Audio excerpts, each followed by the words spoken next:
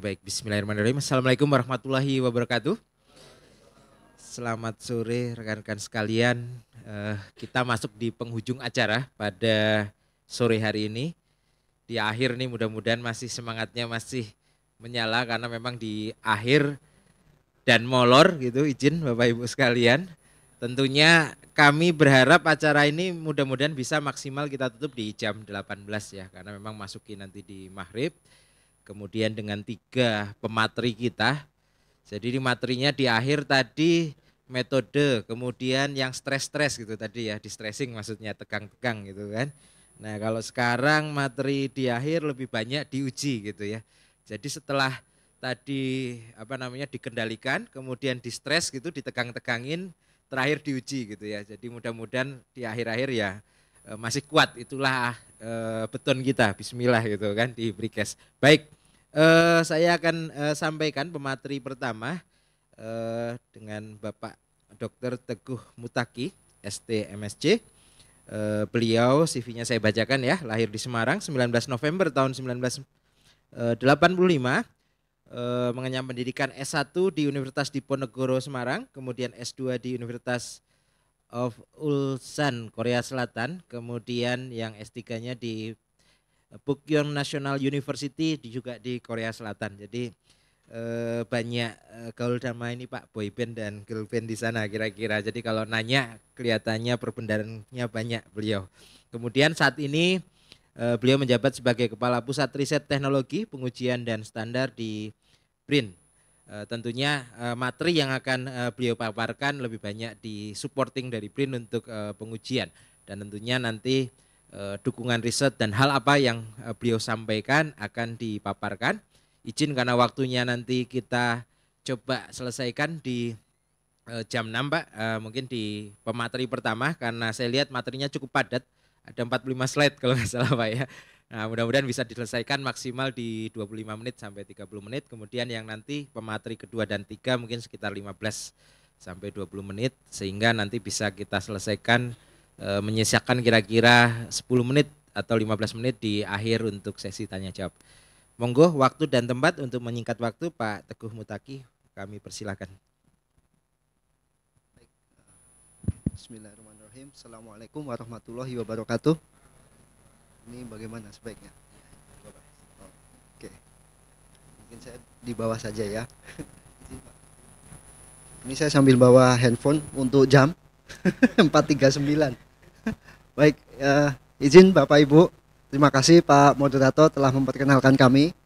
Jadi saya Teguh Mutaki, sekarang di Pusat Riset Teknologi Pengujian dan Standar. Ini jam-jam kritis ya Pak ya. Jadi mudah-mudahan presentasi saya tidak membosankan Bapak Ibu sekalian.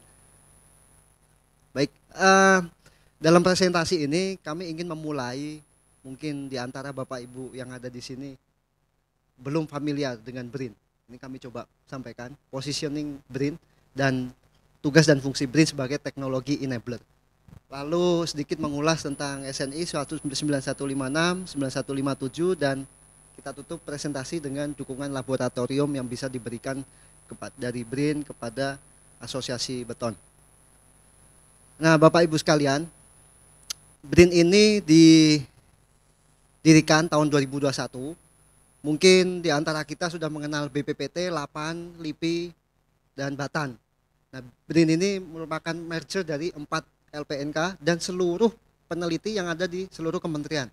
Jadi Bapak Ibu bisa bayangkan jumlah peneliti yang ada di BRIN, puluhan ribu Pak. Dan uniknya di BRIN itu adalah institusi riset satu-satunya di mana antara policy, kemudian pelaksanaan riset, lalu monitoring dan evaluasi itu ada di dalam institusi kami.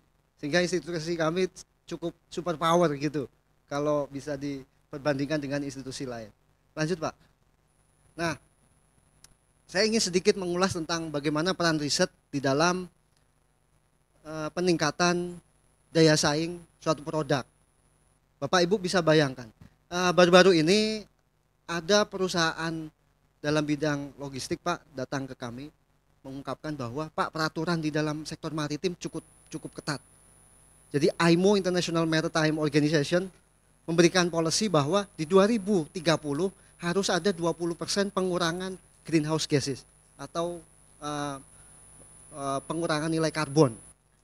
Nah, 20% ini kalau dibagi per tahun mungkin 2 atau 3 atau 4% per tahun dari mulai sekarang, karena masih sisa 6 tahun, itu udah cukup bagus. Dan Bapak Ibu tahu 2 atau 3% pengurangan dari nilai konsumsi bahan bakar, misalkan sehari 30 ton per hari, 2/3%-nya itu berapa? Nah, itu adalah nilai competitive price yang bisa di saving oleh suatu perusahaan, sehingga ini meningkatkan nilai daya saing. Sehingga riset jangan lagi dipandang sebagai cost center, tetapi adalah sebagai solusi untuk meningkatkan efisiensi atau nilai kompetisi suatu perusahaan. Lanjut Bapak. Nah, dari industri 1.0 hingga 5.0, ini kira-kira apa benang merahnya Bapak Ibu sekalian? Riset. Jadi dari mulai industri 1.0, mekanisasi manusia ke tenaga mekanik atau mesin mekanik dimulai, lalu industri 2.0 mass production dimulai, 3.0 otomatisasi, 4.0 mulai diperkenalkan tentang kecerdasan artifisial, dan 5.0 Bapak Ibu mengenal yang namanya drone, autonomous vehicle. Jadi dari mulai 1780 sampai di era sekarang, itu adalah benang merahnya riset. Jadi Bapak Ibu sekalian, kalau perusahaan tidak memiliki departemen R&D, itu sebetulnya sebuah kehancuran kalau kata saya. Lanjut Pak. Nah, lalu di dalam riset itu punya masalah sendiri, gimana riset dan inovasi ini bisa nyampe ke pasar. Di tengah-tengah ada jembatan, jembatan itu adalah standar. Jadi jika para inovator tidak menggunakan standar sebagai DNA dalam pengembangan produknya, pasti akan habis di market. Lalu apakah sampai di market mereka selesai begitu saja? Tidak. Setelah lewat nyebrang jembatan ada bukit Pak, penetrasi pasar. Jadi gimana hasil inovasi ini bisa penetrasi pasar? Ya tadi competitive price, kemudian quality, itu perlu dijaga. Nah, di dalam ekosistem standar kita semua mengenal ada BSN, kemudian ada stakeholder, ada BRIN di situ. Lanjut Pak. Nah, lalu ini posisi BRIN di mana? Nah, posisi BRIN di awal saya sampaikan sebagai teknologi enabler. Jadi Bapak Ibu sekalian, jika masih memiliki passion dalam bidang riset, datang aja ke BRIN. Untuk S1 kami kerjasama dengan kampus, MBKM, kurikulum merdeka begitu. Kemudian untuk S2 kami ada research assistant. Kemudian untuk S3 kami ada postdoc. Kemudian untuk perusahaan pemula berbasis riset atau startup kami juga ada. Sehingga BRIN ini tidak hanya sebagai institusi yang memuliakan para periset di internal di dalamnya, tetapi juga talenta nasional. Sehingga mulai sekarang silahkan Bapak Ibu kalau punya kolega, punya saudara yang masih S1, sering-sering main ke BRIN. Jadi itu intinya. Kemudian, nah ini masalah triple helix juga mungkin Bapak Ibu sekalian sudah tahu, antara pemerintah, kemudian akademisi dan industri saling berkolaborasi. Lanjut Pak. Nah, ini yang tadi saya sampaikan bahwa kami ini super power. Kenapa super power? Ada 7 deputi yang mengurusi masalah policy, infrastruktur riset, kemudian pemanfaatan, hilirisasi, downstreaming, dan pelaksanaan riset sendiri ada di 12 organisasi riset. Itu Bapak Ibu kalau perhatikan dari mulai biologi, kemudian tanaman, penyakit, pokoknya semua yang ada di bumi dan di langit lah. Ada antariksa. Jadi kompleks. Karena tadi ada 4 lembaga riset yang selama ini Bapak Ibu tahu, ada BPPT, LIPI, LAPAN, BATAN, sekarang masuk di sini. Nah, setelah mengenal BRIN, ini kami sedikit mengulas tentang SNI. Tapi tidak terlalu teknis, tadi sudah disampaikan Bapak, sudah stres-stres, kemudian ini masa kritisnya nih, sampai jam 6. Lanjut Pak. Kira-kira ini klasifikasi dari beton tiang pancang. Lanjut. Nah, ini tadi sudah tidak perlu diterangkan lah, ada imperfection, pengukuran slope dan lain sebagainya. Lanjut. Kemudian 4-point bending. Ya, lanjut. Nah, kemudian SNI 9157 kurang lebih sama, tapi bedanya ini untuk yang corrugated. Lanjut. Ada klasifikasi, dimensi, toleransi, kualitas. Terus lanjut. Terus saya cerita BRIN-nya lagi. Nah, tadi ada 12 organisasi riset. Kami di mana? Di organisasi riset energi dan manufaktur. Nah, kami bermitra dengan lab Bapak Ibu. Jadi organisasi riset itu hanya memiliki periset. Sedangkan lab itu ada di Kedeputian Infrastruktur Riset dan Inovasi. Itu mitra kami. Salah satunya adalah lab kekuatan struktur. Nah, lab kekuatan struktur ini Bapak Ibu kalau tahu dari tahun 76.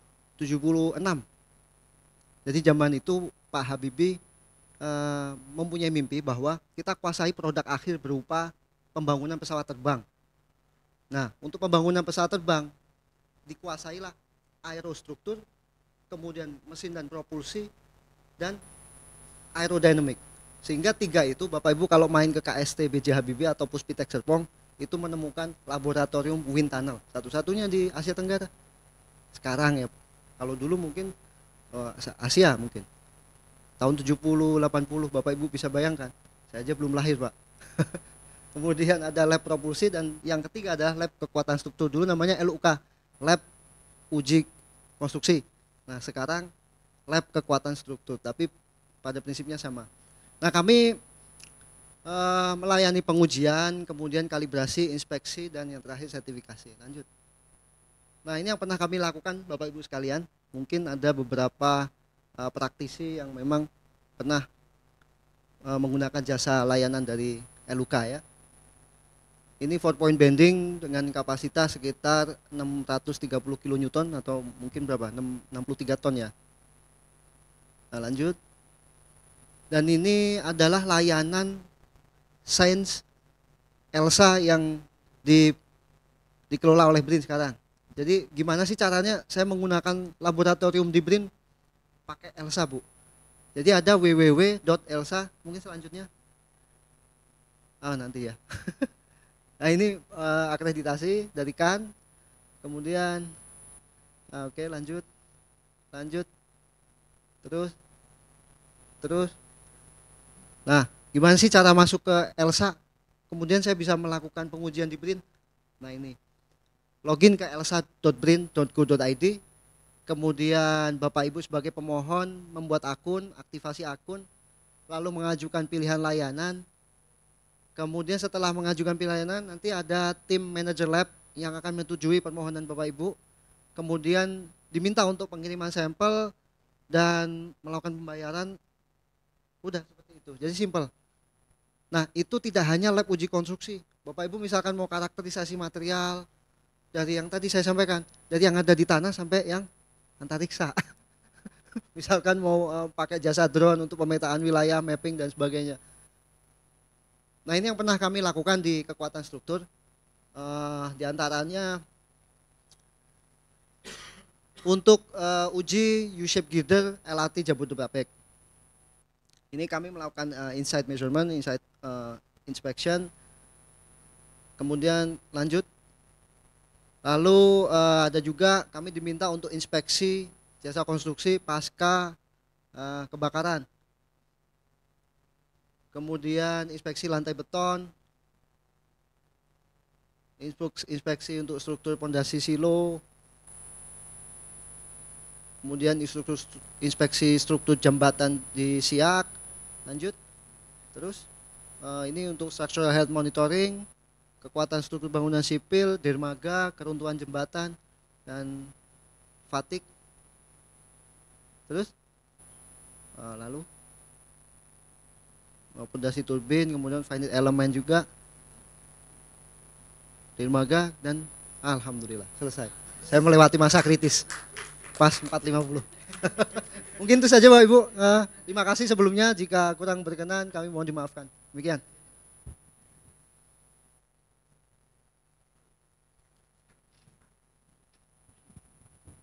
Baik, terima kasih Pak Teguh Mutaki.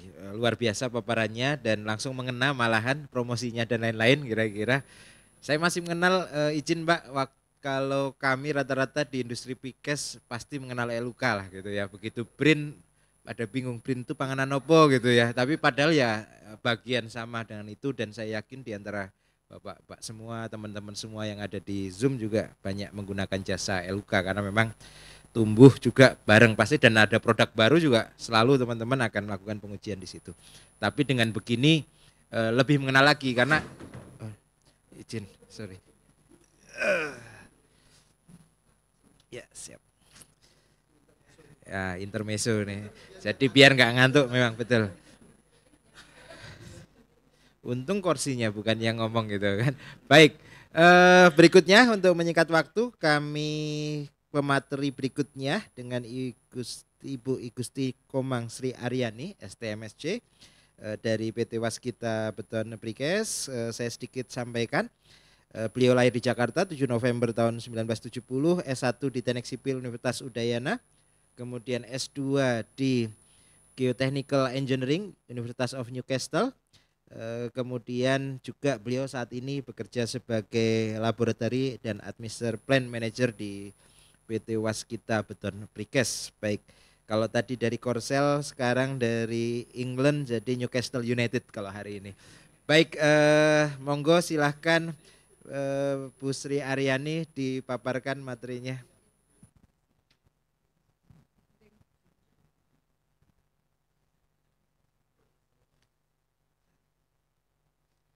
Selamat sore Bapak Ibu sekalian, terima kasih waktunya, semoga Bapak Ibu masih tetap bersemangat. Jadi seperti Bapak tadi, saya juga ini quick show juga Pak. Jadi kita pada saat ini saya untuk menyampaikan sedikit sekilas layanan unit bisnis laboratorium uji bending kami di Waskita Beton Prekes. Next ya. Jadi next Pak, biar cepat. Jadi prinsipnya kami bersifat mensupport kebijaksanaan dari pemerintah yang ingin mengimplementasikan regulasi mengenai SNI terutama untuk produk prekes, spoon pile dan CCSP. Jadi seperti kita ketahui tahun 2024 ini rencananya akan diberlakukan SNI 9156/2023 untuk produk spoon pile dan SNI 9157/2023 untuk produk CCSP. Next Mas. Next silakan. Jadi pada pelaksanaan uji bending di Waskita Beton Prekes ini kami melakukan beberapa persiapan, yaitu tahap persiapan, marking setting produk dan tahap pengujian. Selanjutnya adalah review hasil. Next Mas. Jadi apa yang dimaksudkan itu, jadi begitu kita menerima akan melakukan pengujian, kami biasanya melakukan beberapa persiapan ya. Jadi pengujian itu kita lakukan di 2 tempat ya. Jadi diskusi biasanya kami lakukan di meeting room di laboratorium learning center kami, sedangkan pengujian dilakukan di workshop. Jadi kami bagi tim kami dalam dua tim ya, dua kelompok. Jadi biasanya tim kami, tim struktur dengan konsultan dan kontraktor dan perwakilan daripada owner itu melakukan meeting.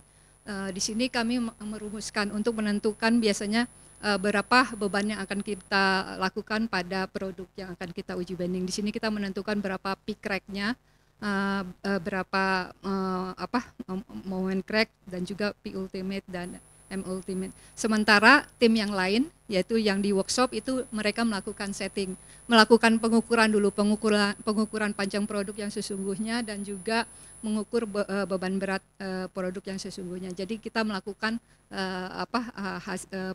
parameter-parameter desainnya itu secara aktual. Nah, dari parameter-parameter tersebut kami masukkan kemudian kepada rumus-rumus ya. Rumus-rumus yang kita gunakan saya tidak membahas ini karena sudah ditentukan di SNI juga. Jadi kita di sini di meeting persiapan itu kita menentukan sampai di mana beban batas yang akan kita dipakai, apakah sampai di P crack-nya, M crack atau sampai mencapai ultimate. Biasanya di situ kita menentukan. Nah, setelah itu kita lakukan setting ya, lakukan setting pada produknya. Nah, di sini kita menggunakan fasilitas OHC untuk lifting produk dan memasukkan produk ke mesin bendingnya. Next. Nah, setelah itu setelah kesepakatan kita melakukan pembebanan, kita melakukan setting di mesin kami. Nah, di sini seperti saya ditunjukkan bahwa peralatan uji kami sudah bersifat digital. Kami ada load cell dan juga data logger yang digunakan. Jadi perhitungan semua dilakukan secara otomatis, tidak perlu pencatatan. Dan juga semua adalah hasil apa yang terlihat atau terekam di dalam data logger kami. Next. Nah, setelah hasil pengujian, kami duduk kembali untuk merangkum hasil dari pengujian itu. Data kita ambil dari data logger dan kita rumuskan dalam bentuk hasil pengujian sementara seperti ini. Next. Jadi demikian kurang lebih. Next coba. Jadi seperti saya informasikan, selain dalam suatu pengujian, keberhasilan pengujian itu selain ditentukan oleh mesin, SDM, dan peralatan lainnya juga ditentukan oleh kalibrasi. Jadi kami secara rutin melakukan kalibrasi pada peralatan kami dalam bentuk kalibrasi seperti ini. Next. Nah, kemudian apa sih sebenarnya kelebihan dari laboratorium kami? Jadi sejak di Kementerian PUPR mencanangkan untuk persiapan SNI ini, kami terlibat membantu PUPR sebagai laboratorium banding. Jadi di sini kami sudah biasa untuk melakukan pengujian eksternal terhadap produk-produk Pikas tersebut. Ya, ini seperti yang saya informasikan lagi. Jadi karena kami menggunakan sistem digital, tidak perlu pencatatan. Jadi kemarin dari pengalaman kami bahwa untuk melakukan pengujian satu sampel sama yang contoh spoon pile itu kita bisa dalam waktu 1 jam itu satu produk. Jadi 20 menit untuk moving in moving out, 20 menit untuk pengujian. Jadi kemarin Senin kemarin kami berhasil melakukan pengujian untuk 6 batang produk spoon pile dari satu hari itu. Nah, ya, jadi seperti ini kami sebutkan lebih valid karena apa yang terekam itulah hasil daripada performance daripada produk tersebut. Dan kami juga sebelumnya di sini juga kami ini rencana selanjutnya ya. Jadi terhadap produk selama ini kita hanya melakukan pencatatan terhadap load dan displacement. Rencana selanjutnya kami juga akan melakukan observasi dengan cara digital. Dan sambil kita melakukan bending, kita bisa melihat berapa displacement atau lendutan yang terjadi, dan juga kemungkinan untuk menghitung kekakuannya. Nah, itu untuk rencana selanjutnya. Next. Ya, jadi kapasitas mesin bending kami cukup besar. Kapasitasnya maksimum adalah 200 ton force dengan lebar maksimum 1400. Jadi kalau Bapak-bapak kebetulan punya produk spoon pile yang ukuran besar ya seperti D1000 atau lebar 1200 gitu, itu bisa dilakukan di tempat kami. Jadi jangan khawatir, kita sudah biasa untuk melakukan itu. Next. Nah, ini sedikit sedikit tambahan lah dalam rangka seperti yang Bapak informasikan. Jadi kami juga menyiapkan ruangan meeting ya. Karena di situ kita perlu diskusi, jadi supaya nggak jauh-jauh kita juga fasilitasi seperti itu. Dan lagi workshop kita ini tertutup, jadi walaupun hujan masih kita aman. Karena dari informasi customer kami ada beberapa tempat misalkan kalau umpamanya hujan pengujian dihentikan itu karena tidak bisa dilakukan. Jadi kalau di tempat kami walaupun hujan panas tetap bisa kita lakukan pengujian itu. Next.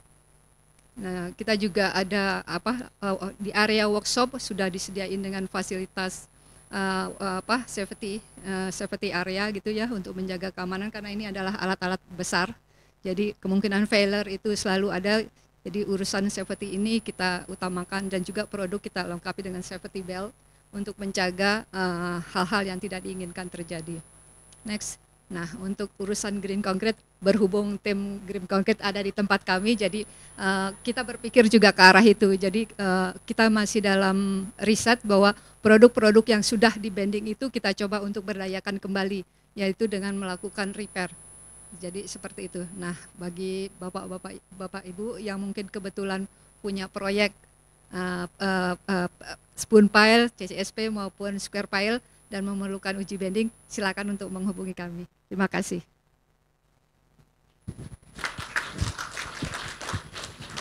Baik, terima kasih, impresif Bu Sri Aryani. Tadi saya yang menarik di akhir tadi, suasana ruangan ada kopi, snack gitu kan, lengkap kelihatannya. Wah, mantap Bu lah ini kan. Jadi juga tadi kalau hujan nggak kehujanan gitu kan, panas nggak kepanasan. Kalau tempat lain ada Bu, jadi panas nggak kehujanan, hujan nggak kepanasan gitu kira-kira di mana. Baik, selanjutnya untuk paparan berikutnya, karena tadi sudah dipaparkan dengan baik oleh Bu Sri terkait pengujian di tiang pancang dan seat pile. Berikutnya adalah pemateri Pak IGB Hari. Tentunya beliau saya bacakan dulu CV-nya. Dilahir di Singaraja, jadi rajanya Singa gitu ya. Singaraja 16 Agustus tahun 1969. Beliau di S1-nya di Teknik Sipil ITS. Jadi memang beliau ini adalah murni bonek pendukungnya Persebaya Surabaya Pak ya, kira-kira begitu. Beliau saat ini sebagai expert engineer di PT Wijaya Karya Beton. Paparannya monggo kami persilahkan Pak IGB Hari. Terima kasih Pak Ferli. Baik, yang kami hormati Pak Ferli Widiantoro selaku moderator, kemudian Bapak-bapak dan ibu-ibu sekalian peserta workshop AP3I, baik yang offline maupun yang online. Yang online masih banyak ya Pak ya. Nah, baik, selamat sore dan salam sejahtera bagi kita semua. Baik, pada kesempatan sore ini sebagai materi penghabisan ya, penghabisan atau pamungkas ya, mudah-mudahan bukan penghabisan lah, pamungkas mungkin ini. Kami dari Wijaya Karya Beton akan membawakan mengenai metode pengujian tiang pancang bulat, berongga, dan turabeton bergelombang sesuai dengan SNI yang telah terbit di tahun 2023 kemarin ini. Tapi mungkin sekilas saja itu karena itu materi ini sudah pernah kita sampaikan di tahun lalu ya Bapak Ibu sekalian. Oke, lanjut Pak. Baik, seperti yang sudah kita ketahui bersama ya Pak ya, di SNI 9156 maupun SNI 9157 untuk menjamin kesesuaian produk terhadap persyaratan, maka harus dilakukan pemeriksaan produk. Yang pertama itu adalah pemeriksaan akhir maupun yang kedua itu adalah pemeriksaan untuk pengiriman. Nah, salah satu untuk pemeriksaan akhir itu adalah dilakukannya pengujian lentur atau untuk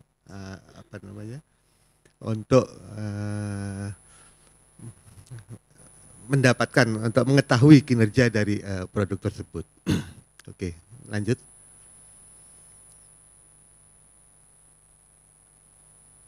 Nah, ini sekilas untuk pengujian lentur tiang pancang, di mana pembebanan itu dilakukan dengan jarak 1 meter sebagai span pembebanan. Kemudian untuk titik tumpunya itu adalah 3/5 dari panjang tiang. Ini mungkin sudah familiar lah bagi teman-teman sekalian. Tapi kalau misalnya khusus untuk tiang-tiang yang besar, itu umumnya span 3/5 itu akan dapat menimbulkan keruntuhan geser, sehingga kadang-kadang harus kita perpanjang untuk span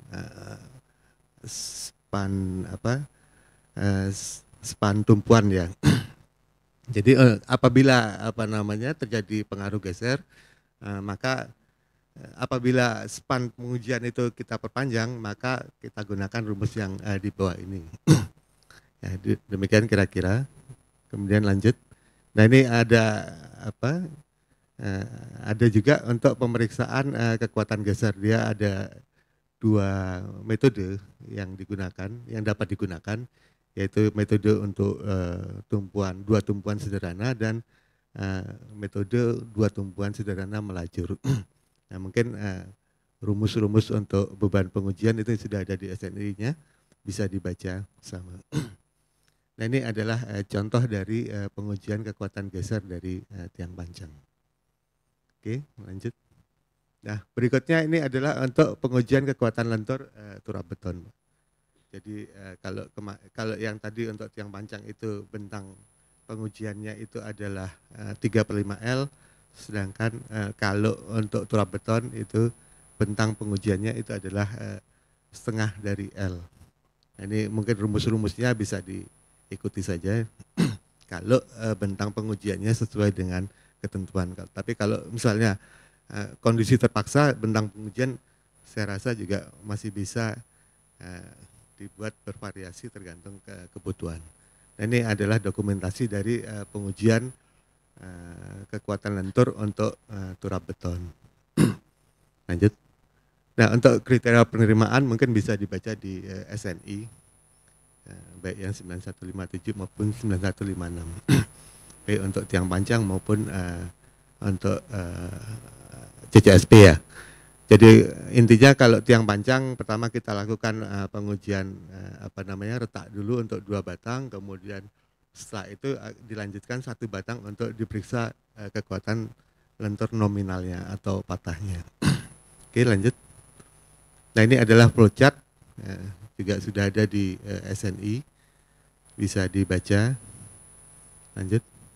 Nah kemudian untuk yang tiang beton, yang turap beton, maaf, itu setiap 1000 batang itu dilakukan pengujian 2 batang. Tapi untuk pengujiannya yang dilakukan pengujian hanya pengujian kekuatan retak saja. Nah, apabila memenuhi maka kelompok tiang tersebut atau turap beton tersebut dapat diterima. Apabila tidak memenuhi maka harus dilakukan pengujian ulang dengan jumlah 2 kali lipat dari pengujian sebelumnya. Oke, lanjut.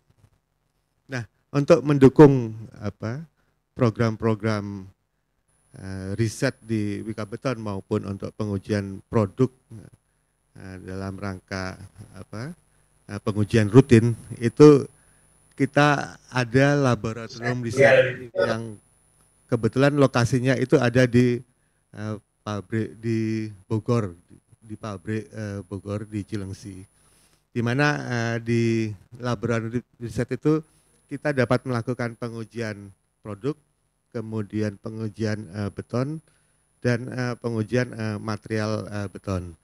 Nah, untuk pengujian produk itu kita memiliki fasilitas strong floor.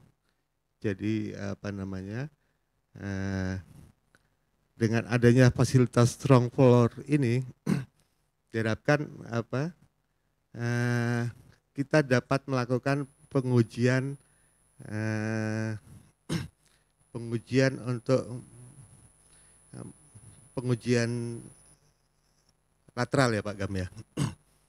Nah, kemudian juga di samping itu kita juga mempunyai portal crane di laboratorium riset yang berfungsi untuk mobilisasi dari produk-produk yang akan diuji. Kemudian ada portal uji dengan kapasitas 100 ton, kemudian ada hydraulic check dan dengan kapasitas 100 dan 200 ton. Nah, untuk pengujiannya sendiri kita menggunakan perangkat data logger maupun load cell, sehingga hasil dari pengujian itu lebih akurat dan dapat terrecord secara digital. Kemudian di samping untuk pengujian produk itu kita juga memiliki pengujian kekuatan tarik. Untuk pengujian tarik, jadi pengujian tarik ini biasanya digunakan untuk menguji tarik tulangan atau maupun tarik strand. Lanjut. Nah, untuk pengujian beton itu kita memiliki beberapa peralatan, itu seperti crushing test maupun pemeriksaan beton di lapangan seperti pundit array test, kemudian ada UPV, ada rebar locator atau istilahnya ini adalah proses profometer, itu untuk mengetahui lokasi tulangan maupun diameter tulangan maupun selimut dari beton secara akurat. Kemudian juga kita memiliki istilahnya itu hammer test. Jadi hammer test yang dengan kapasitas sampai dengan 150 MPa. Kemudian juga untuk pengujian material itu mungkin sudah familiar bagi teman-teman sekalian. Itu ada mesin Los Angeles Stress, kemudian ada alat uji untuk berat jenis agregat, kemudian ada untuk pengujian kadar lumpur maupun pengujian berat volume dari agregat. Baik, sebagai informasi, lanjut Pak. Sebagai informasi untuk lab riset kita ini telah terakreditasikan. Jadi kalau tadi Pak Teguh menyampaikan daftar daftar bidang pengujian ya yang sudah terakreditasi di B2TKS ataupun di BRIN itu berlembar-lembar. Kalau di kita hanya beberapa saja Pak. Jadi pengujian material agregat kasar maupun halus itu hanya saringan, kemudian kadar lumpur dan Los Angeles. Sedangkan kemudian untuk pengujian betonnya kita dapat melakukan telah terakreditasikan untuk kuat tekan beton, pengujian kuat tekan beton.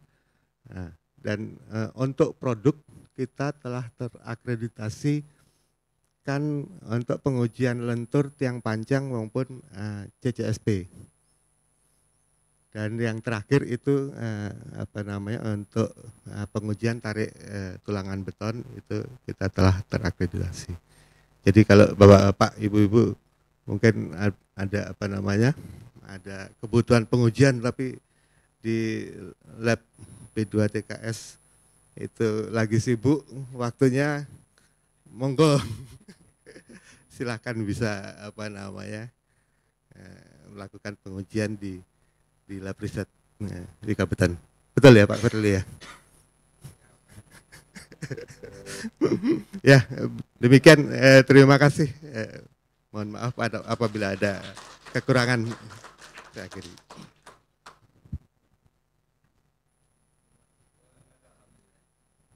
Baik, terima kasih Pak IGB Hari. Sudah disampaikan juga impresif, tapi kurang tadi Pak Hari. Di tempat Bu Sri Aryani tadi ada kopi teh gitu kan. Harusnya Bapak bilang kalau di kita apa duren, apa mangga gitu kan. Jadi biar lebih menarik tadi gitu kan. Soalnya kalau di tempat Pak Teguh Mutaki udah all in, semuanya ada gitu kan. Jadi semua orang pasti ke situ dulu gitu kan. Nah nanti kan, gitu kan. Jadi kayaknya tadi ketambahan, nanti disampaikan aja ke direkturnya Pak nanti ya. Ya jadi nanti cas innya apa gitu ya, apa pakai mangga atau apa gitu. Baik, tentunya tadi sudah banyak disampaikan dari tim. Tadi saya sampaikan di awal pengendalian, kemudian yang tadi stres-stres gitu kan, dan sekarang adalah pengujian, dan terakhir tentunya betonnya layak gitu kan, akhirnya seperti itu kita harapkan. Saya yakin sekali banyak masukan, dan ini kita cukup punya waktu untuk diskusi dan tentunya malah bisa menggali lebih jauh terkait hal yang bisa dilakukan dari pengujian-pengujiannya. Monggo dari ruangan ini dulu deh yang memang hadir di sini, saya kasih kesempatan sebelum kita lihat ke Zoom. Ada? Oke, baik, monggo Pak, silakan. Jangan ditanya merek tehnya ya Pak ya, atau durenya. Tapi saya mau nanya ke Bu Aryani nih, bukan nanya kopinya Bu. Jadi di akhir presentasi disampaikan bahwa green product, tapi arahnya material after test, di repair. Nah ini mungkin punya ceritanya Bu, dan diperuntukkan untuk apa secara struktural atau seperti apa? Mohon infonya. Makasih Bu. Oke, baik, monggo Bu, silahkan langsung dijawab. Terima kasih Pak Hasril. Pak Hasril Pak. Ya. Sudah dari tadi pagi ya Pak ya. Ya, ini memang sangat menarik Pak. Orang pasti kemarin pun waktu saya bikin itu memang pasti orang akan menanya ini apa sih hubungan antara green product dengan produk hasil blending. Sepertinya itu nggak ada hubungan. memang kalau tidak ada hubungan nggak ada, tapi kalau dicari pasti ada gitu. Jadi begini Pak, memang kan kita dalam seperti disampaikan Pak Rusman tadi, kita bergerak di bidang precast gitu. Apa-apa kita memang harus green gitu ya. Jadi bukan hanya warnanya aja green, tapi memang betul green konsep ini. Kan gini Pak, kalau selama ini mungkin kalau kita sendirilah, saya bilang di kami di WWP, faktor limbah, waste product itu kan, entah itu karena failure karena memang failure, atau karena failure karena crushing gitu, itu kan kita susah buangnya ya. Kalau di Indonesia masih gampang-gampangan, bisa kita jadi hancurkan, bisa untuk tambal-tambalan gitu ya. Tetapi kalau kita lihatin produknya, ini produknya kan produk mahal nih. Satu ini aja berapa nih? Bisa tahu sendirilah harganya. Nah itu kemarin saya sempat diskusi dengan tim kami gitu Pak. Jadi memang kami mau memberdayakan. Jadi kita bisa mau pakai rencana pakai fiber seperti itu. Jadi kita ini sebenarnya saya sedang membuatkan proposalnya juga. Jadi konsepnya pada saat dia masih awal kita kan tahu nih desain rencananya dia. Setelah dia setelah bending gagal, itu kan tentu terjadi pengurangan kekuatan Pak ya. Nanti kita kasih perkuatan gitu Pak. Rencananya saya memang pakai fiber. Nah dari situ kita akan nilai, kita lihat compare nih produknya apakah bisa digunakan kembali, atau itu syaratnya paling tidak dia minimal targetnya, goalnya adalah minimal sama. Tapi ekspektasinya pasti harus lebih gitu. Jadi nanti mungkin juga saya ke Pak Teguh Pak. Jadi seperti itu Pak. Jadi memang saya ke arah itu. Coba sekali lagi ini masih dini gitu ya Pak ya. Mungkin perlu 1 tahun lagi untuk penggodokan. Tapi saya ke arah itu Pak. Gitu. Makasih Pak. Iya. Kalau dibilang greennya di mana, ya itu Pak. Jadi at least kita mengurangi sampah, karena kan kalau terus-terusan bikin itu kan carbon emission, kita tahu kan pemanfaatan penggunaan semen untuk produk. Jadi greennya ke arah itu Pak. Memang spoon pile ini kan mahal tuh satu ininya, dipatahin gitu ya. Enggak, saya belum melihat sih itu di repair secara struktur untuk kondisi yang sama, kelas yang sama kan ya, peruntukan yang awal itu perbaikannya seperti apa saya belum pernah lihat ya kondisi itu. Nanti mungkin kalau perkembangan selanjutnya nanti saya diinfo Bu, minta Setahu saya kalau pemanfaatan gitu dipotong, dibuat pot, kadang yang itu kan di lab-lab ini kan seperti itu ya. Jadi di tamannya itu yaitu bekas tes bending itu, nggak tahu di print juga begitu kali Pak ya, atau dibuat sebagai stopper apa gitu ya. Kalau ini kan kembali lagi ke struktur ini ya, kebutuhan struktur. Nah ini menarik, memang greennya memang ke arah green balik lagi ke utama. Nggak tahu itu nanti downgrade dengan perkuatan itu, sistemnya banyak memang perkuatan itu kan ya. Makasih banyak nih Bu. Oke, kalau mungkin masih bisa dibahas nanti Pak, langsung datang ke SPP katanya, nanti dilihat seperti apa. Baik, berikutnya ada pertanyaan yang di Zoom. Nah tadi ini izin, tadi sudah Bu Sri Aryani, berarti ini Pak IGP hari ini yang jawab ini. Jadi mohon tanya, berapa nilai minimum untuk B/2 supaya beban yang diterima tiang pancang adalah beban lentur, murni tanpa beban geser. Besaran nilai diharapkan bisa dikorelasikan dengan diameter pile. Nah ini hitungan banget nih Pak Ari. Monggo silakan Pak Ari. Iya, jadi seperti yang tadi sudah kami sampaikan, bahwa ada kemungkinan pada saat kita melakukan pengujian lentur itu terjadi keruntuhan geser gitu dia Pak. Nah berapa besarnya bagaimana kita mengantisipasi supaya tidak terjadi keruntuhan geser. Jadi di SNI itu dia ada tabel, selain tabel momen dia ada juga tabel geser gitu dia Pak ya. Nanti coba Bapak Ibu sekalian cek gitu dia, apabila beban ujinya itu nanti lebih besar daripada momen daripada kapasitas geser, itu sebaiknya kita lakukan, kita geser titik tumpunya. Itu sih kira-kira antisipasinya lah gitu dia. Tapi biasanya juga kalaupun yang diameter besar sering sekali terjadi keruntuhan geser. pada saat pengujian walaupun kita sudah cukup panjang. Nah itu biasanya sih lebih ke arah apa? Ke arah apa sudah kebiasaan lah gitu dia Pak. Jadi kita biasanya sudah tahu, oh ini untuk tiang panjang diameter besar, wah ini antisipasinya kita cegah terjadi keruntuhan geser, ya udah kita perbesar jarak bentang pengujiannya. Itu sih kira-kira dia Bapak Ibu sekalian. Kelihatan dengan Mas siapa ini Alvin Prabaya ya. Sudah ini ya, sudah menjawab ya Mas.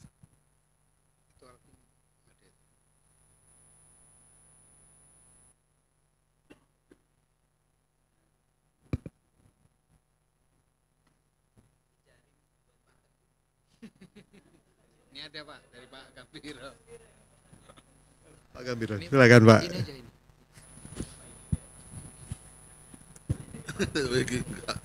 Atau tanya Pak Ferli aja. Ya, ya. Ada sih di belakang itu ada kan kantin itu. Ya. Baik, terima kasih Pak. Saya langsung ke Pak Teguh itu. Kemarin saya sudah sedikit nyinggung itu. Kita kan di daerah gempa, Pak. Tetapi ketersediaan alat-alat laboratorium untuk gempa itu sangat kurang. Ya, kalau kita bisa inventarisir itu Puskim punya strong floor, strong wall, kemudian dia pakai actuator itu frame, kemudian ITB baru itu punya strong floor, strong wall juga, terus Unhas punya strong wall, strong floor sama. Di Kabupaten punya strong floor gitu, wallnya nggak punya. Nah, kalau LUK itu strong floor ya, strong wallnya kelihatannya belum ada. Nah, ya, terus itu dari baja nggak salah, baja tebal banget itu. Tapi tadi saya sebut bahwa di Indonesia itu kan gempanya kan sering kan. Nah, kita disuruh bangun tahan gempa, tapi alat ujinya nggak ada, ya. Kalau ada pun itu ngantrinya setengah mati dan industri pasti salah satunya tidak diprioritaskan dibanding dengan akademis itu. Akademis sebenarnya diprioritaskan dulu. Kalau kita mereview kepada laboratorium di dunia, itu yang untuk gempa itu biasanya dilengkapi dengan shaking table, Pak. Memang harganya mungkin enggak murah, miliaran. Tapi yakin Pak, jauh lebih murah dari yang sekarang lagi distribusi dana-dana yang besar-besar itu, jauh lebih murah, Pak. Cuma ya itu kita kadang-kadang terus terang aja belum niat ke sana gitu loh. Nah, terus ada di Puskim itu ada actuator dari Jepang ya. Itu belum ada yang bisa mengoperasikan katanya dulu, nggak tahu sekarang mungkin udah bisa. Nah, kalau zamannya Pak Habibie Jerman, Puskim Jepang, JICA gitu. Nah, kalau ITB bebas itu, Unhas bebas gitu. Nah, ini ya tapi intinya sama aja. Jadi kalau Indonesia itu risetnya harus ya dilengkapi seperti itu. Kalau saya persering menghadapi itu seperti di AUK itu kan antara pengelola lab sama peneliti itu beda ternyata. Jadi kadang-kadang sampai saya mau kapan ini? Dan ini wah tanya dulu ke labnya, si penelitinya itu, oh tanya dulu. Sampai akhirnya saya malah jadi mediasi. Udah Bapak-bapak duduk di sini, tentukan jadwalnya. Nah itu mungkin karena birokratisnya, mudah-mudahan dengan BRIN itu lebih fleksibel atau ada kolaborasi antara beberapa lab itu. Itu tadi yang soal. Terus cita-cita mulianya kan riset Pak ya. riset itu kita itu riset itu selalu kalau menggunakan APBN itu cuma setahun, Pak. Jarang yang multi years ya. Nah kalau cuma setahun itu nanti November Desember itu nguplek aja bikin laporan. Ya, risetnya malah nggak diperhatikan gitu. Jadi nguplek laporan di situ. Soalnya kalau nggak dibuat laporan bahaya sekali. Bisa urusan kalau nggak kejaksaan ya KPK gitu. Nah itu yang jadi kendala. Jadi apakah ada apa? Mengapa program-program riset di Indonesia itu tidak bisa multi years enggak? Bisa 3-5 tahun gitu. Karena kalau proyek kita bekerja dengan gambar. Ya, gambar sudah disediakan oleh owner konsultan, kita dengan ngerjain. Tapi kalau peneliti kertas kosong, blank itu. Kalau ditanya kapan selesainya, waduh kapan ya selesainya? Kebayang aja tidak gitu loh. Artinya dia harus belajar dari yang dulu. Nah itu yang mungkin mengapa riset di Indonesia tidak mudah berkembang gitu, karena sistem penganggarannya masih model setahun gitu. Saya kira itu Pak Teguh. Terima kasih. Baik, makasih Pak Gam. Kalau saya simpulkan mungkin ya Pak Teguh, yang pertama terkait fasilitas yang di gempa ya Pak Gam ya, yang seperti apa pemerintah mensikapi, karena memang kelihatannya belum begitu lengkap yang di lab-lab. Kemudian yang kedua terkait riset, gimana kalau bisa berkelanjutan 3-5 tahun sehingga yang terjadi di lembaga-lembaga sekarang ini juga bisa berkelanjutan tanpa harus terpengaruh oleh 1 tahunan kira-kira begitu. Monggo silakan Pak Teguh. Ya Pak, terima kasih banyak Pak pertanyaannya. Pertanyaannya paket komplit kayaknya Pak. Jadi mulai fasilitas, kemudian pola kerja riset saat ini, dan kira-kira mitigasinya seperti apa gitu ya. Pertama untuk yang bangunan tahan gempa Pak. Jadi untuk tahan gempa itu selain dibutuhkan untuk fasilitas ngujinya, tapi kita juga harus develop sistem Pak, early warning system gitu ya. Karena betul kita negara di dalam lingkaran ring of fire gitu kan, sangat mudah sekali terpapar bencana. Nah untuk pengujian shaker kami punya Pak, tapi kapasitasnya masih untuk level produk, jadi belum bisa untuk menggambarkan ya simulasi terutama rigidity dari struktur ya. Kalaupun dipaksa untuk scaling, Bapak Ibu sekalian juga paham ada scaling effect gitu. Jadi kurang lebih masih kita butuh untuk belanja gitu. Kurang lebih seperti itu, belanja shaker yang dengan kapasitas yang lebih besar. Lalu terkait dengan masalah scheduling Pak, penganggaran dan kapan laporan itu diperiksa. Sekarang di BRIN itu sudah tidak seperti DIPA Pak. Jadi mulai Januari kemudian tutup Desember gitu enggak ya. Jadi ketika proposal riset itu disetujui, di situ mulai Pak. Jadi misalkan proposal riset diajukan November, kemudian evaluasi Maret misalkan, nanti selesainya juga Maret gitu. Dan itu bisa multi years. Jadi jangan khawatir kalau misalkan bermitra dengan tim peneliti di BRIN tidak multi years, itu enggak Pak. Sekarang sudah multi years dan boleh diajukan kapan saja. Istilahnya all season itu. Kalau tadi Korean drama season. All seasons Pak. Jadi mau ngusulkan kapanpun, nanti akan dievaluasi saat itu juga, dan kemudian diterima 2 atau 3 bulan setelah itu. Nah setelah itu kick off, baru selesainya ya di bulan ketika start Pak. Mungkin itu saja Pak. Ada yang perlu disampaikan lagi? Kalau urusan tadi masalah pengelola lab dan peneliti, saya pikir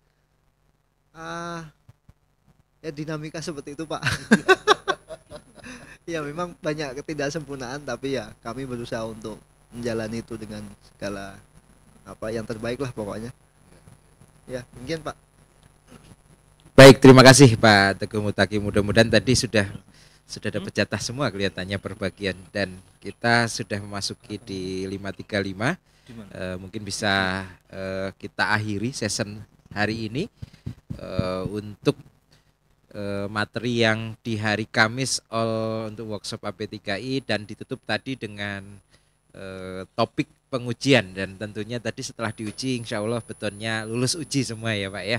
Baik, dari kami sekali lagi atas nama moderator mengucapkan terima kasih kepada pemateri Pak Teguh Mutaki, Bu Sri Ayani, juga Pak IGB Hari, juga seluruh rekan-rekan maupun peserta yang hadir, juga atas partisipasinya dalam interaktif bertanya. Mudah-mudahan ilmu yang dipaparkan tentunya kita dapat memberikan manfaat kepada perkembangan beton di Indonesia.